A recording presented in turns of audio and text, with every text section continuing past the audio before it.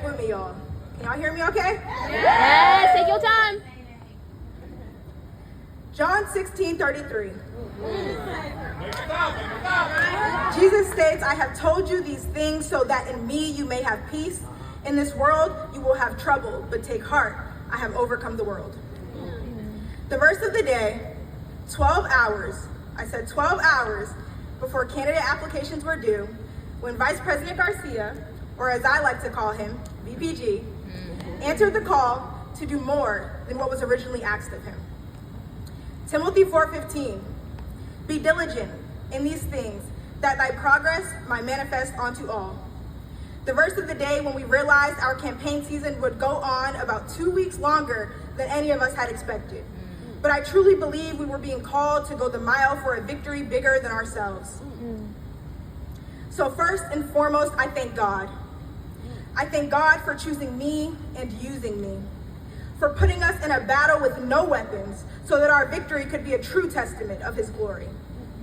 I thank him for revealing the brother and Peyton Garcia to me, for blessing me with the gift of serving beside such a humble, kind, and driven person such as VPG. I thank God for my cabinet and my entire administration. I thank God for sending us 100+ people who put their mind and hearts on service and do the nameless work daily. Without them, there is no us, and there aren't enough words to appreciate the work you all do. I thank him for the Beyond team, the people that put their names, reputations, likeliness, and dare I say grades, health, emotions, etc. on the line to fight this battle with us until the very end of the wire. Richard Kane, who got all 437 of VPG's signatures 10 hours before they were due. Jaden, Kendall, Omari, Josie, Jeraine, just to name a few, who all put their lives on hold to see a little old jit like me take office. My 28 first years, my little brothers and sisters, my hearts in human form, sometimes referred to as the freshman minion army, for being my why, my reason, and the push I needed to answer this call.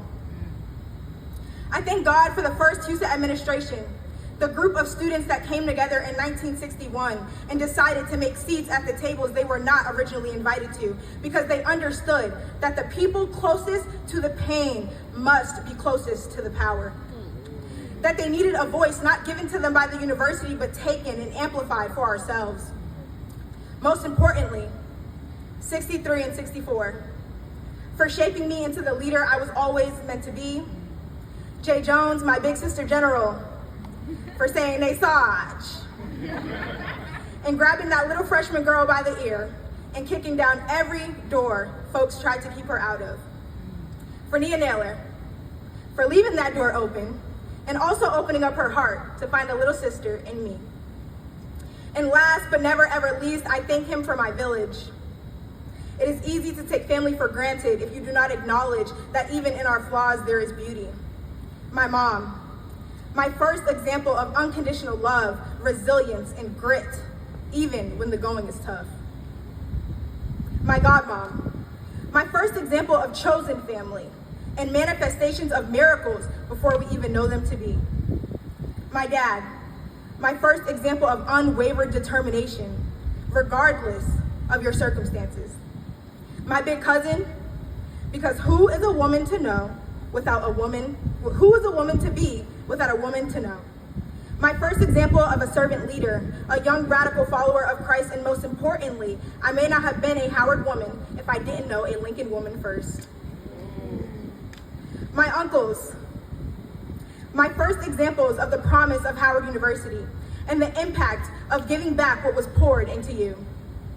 My best friend, my first example of platonic love and sisterhood, and proof to me that your lived experience is your greatest expertise. So 32 strikes, 6 sabotage attempts, and a few fizz attacks later, Tell him. I would like to humbly and proudly reintroduce myself as Naesoj Ware, a graduating senior, philosophy and political science double major from Black Boston, Massachusetts, the 65th president of the Howard University Student Association.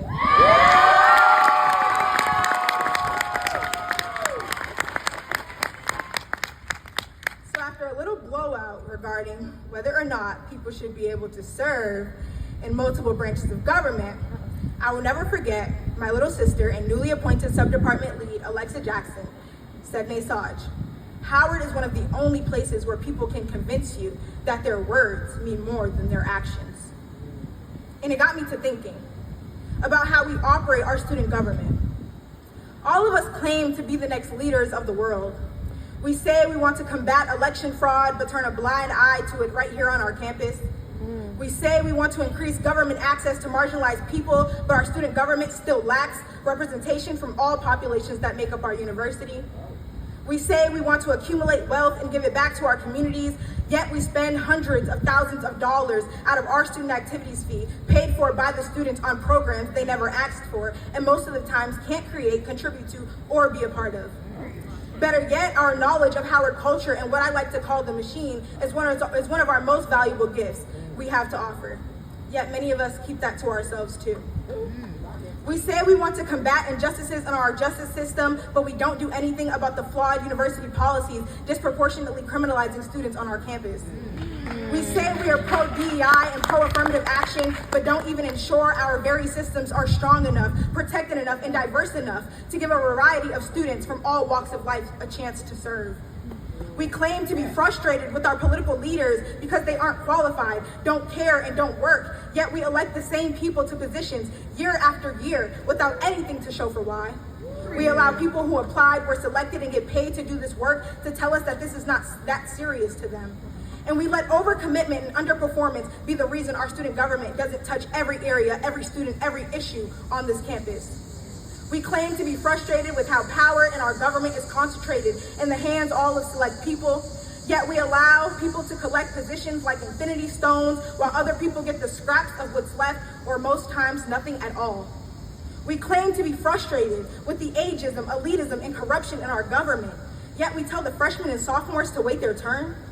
We vote for people because of how their organization affiliations might affect us later down the line, and we bend the rules so the people around us can get ahead.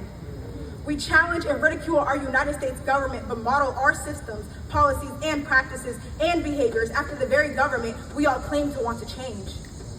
And you may be thinking, Naesoj, you're dragging it. Student government is not that serious. But we were all deceived by grace and success. Student government is that serious when we have the access, the money, the influence, and the collective power to impact the experience of every single last student on this campus, and it is our duty. We ask students for their vote just to walk around like our presence is a privilege to them and not a responsibility of this oath we are about to take. We must change the reality that is our student government. I do not say this as an attack because I myself have been a victim and perpetrator of unfairness on our campus. I say this because I love us enough to hold us accountable. I say this as a call to you, my brothers and sisters, who I do believe with all of my heart are the next leaders of all industries of the world, to start to radically dream about how our university could model the world we would rather live in, and radically change our approach to this work. Some people always ask me, why did you run for president? And I tell them again and again, it's because the promise of Howard University prevails. Student leadership is not corrupt systems, exclusive practices, classism, ageism, elitism, any and all of the isms. We are not that. My best friend once told me, Naesoj, you need to stop living to prove that campus wrong. And you know what? At first, I was greatly offended, but then I embraced it. Because you know what? Heck yeah. I am living to prove that Howard University still has what it takes to go beyond the barriers that have kept us from achieving our full potential and reclaim and restore the promise we so rightfully deserve, because someone else did it first. Thank you.